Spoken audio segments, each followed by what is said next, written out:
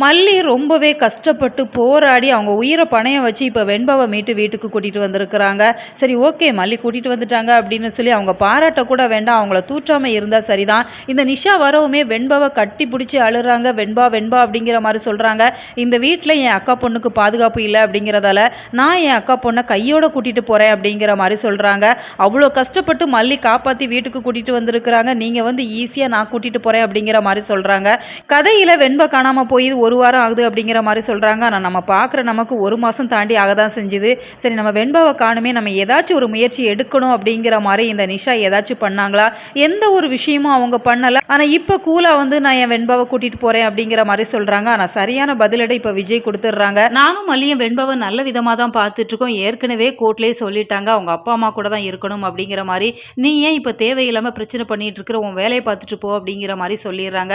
இதனால் நிஷா கோர்ட்டில் பார்த்துக்கலாம் அப்படிங்கிற மாதிரி அவங்களுமே கிளம்பிடுறாங்க.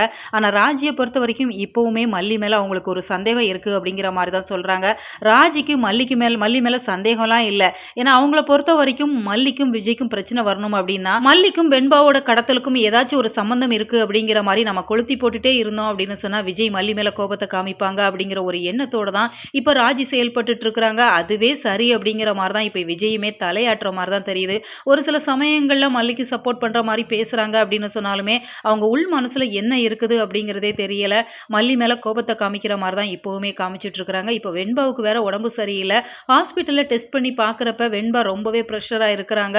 அவங்களுக்கு ஹெல்த் இஷ்யூ இருக்குது அப்படிங்கிற மாதிரி சொல்லிட்டு இருக்கிறாங்க. இது எல்லாத்துக்குமே வெண்பா ஃபேஸ் பண்ண அந்த கடத்தல் ப்ராப்ளம் தான் அப்படிங்கிற மாதிரி டாக்டர் சொல்லிடுறாங்க. இதனால் திரும்பவும் வேதாளம் முருங்கை மரம் ஏறிடுச்சு அப்படிங்கிற மாதிரி மல்லி மேலே தான் விஜய் கோபத்தை காமிச்சிட்ருக்குறாங்க. ஏன்னா நீ தானே தொலைச்ச, நீ வெண்பாவை தொலைச்சதால தான் வெண்பா இவ்வளோ பிரச்சனைகளை ஃபேஸ் பண்ணுறா அப்படிங்கிற மாதிரி கொஞ்சம் கூட மனசாட்சி இல்லாமல் இப்போ விஜய் மல்லியை பார்த்து கேள்வி கேட்குறாங்க. மல்லி இந்த விஷயத்தை கேட்டு பயங்கரமாக கண் கலங்கி ரொம்ப ரொம்ப அப்செட்டாக இருக்கிறாங்க. இப்போ மல்லியால் வேற என்னதான் பதில் சொல்ல முடியும்? விஜய் என்ன சொல்கிறாங்க அப்படின்னு சொன்னாலுமே மன்னிச்சிருங்க அப்படிங்கிற மாதிரி அவங்க கிட்ட கெஞ்சுற மாதிரி தான் காமிக்கிறாங்க. மல்லியை இந்த இடத்துல ரொம்ப ரொம்ப போல்டாக காமிக்கணும் அப்படிங்கிறதான் ஒட்டுமொத்த சீரியல் ரசிகளோட விருப்பமாகவும் இருந்துட்டு இருக்கு. வெண்பாவுக்காகவும் விஜய்க்காகவும் அவங்க பண்ண தியாகங்கள் எல்லாம் நம்ம விஜய் மறந்துட செஞ்சுட்டாங்க. இனிமேலும் அதை விஜய் புரிஞ்சிக்கிறதுக்கு வாய்ப்பு இல்லை அப்படின்னு சொல்லி தான் நான் நினைக்கிறேன். உங்களோட கருத்துக்களை மறக்காமல் கமெண்ட் பாக்ஸில் சொல்லுங்கள். மேலும் இது போன்ற வீடியோக்களுக்கு நம்ம சேனலை சப்ஸ்கிரைப் பண்ணுங்கள்.